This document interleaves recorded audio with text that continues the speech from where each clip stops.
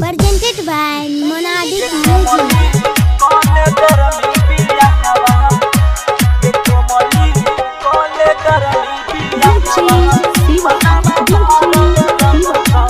Singing by Rajesh Miller.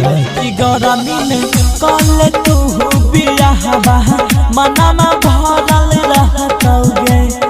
गरमी में कल तू बियाहबा मनमा भरल रहतौगे।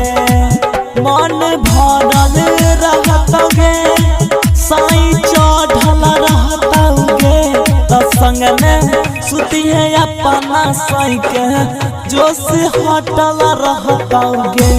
ये कोमली कल गरमी बियाहबा जोश हटल रहतौगे।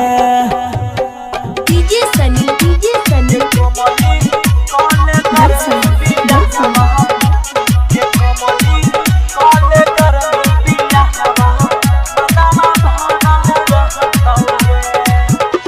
तो छूटी जैतो सब गहरम रहम बिना एसी के नरम गे छोरी बिना एसी के नरम सुना में।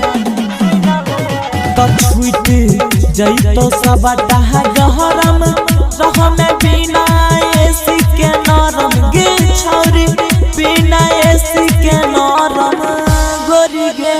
तमरग हो जी है हाथा काठा पकड़ के चढ़ल रहतौगे। ये छौरी कल गरमी बियाहबा जोश हटल रहतौगे।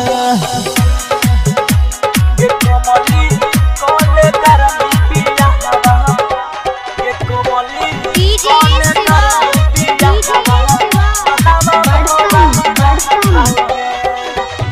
कनीसी लगे तो प्यार के भभूति फेंका दे तो जवनिया से लूटी गे छोरी फेंका दे तो लूटी गोरी गे।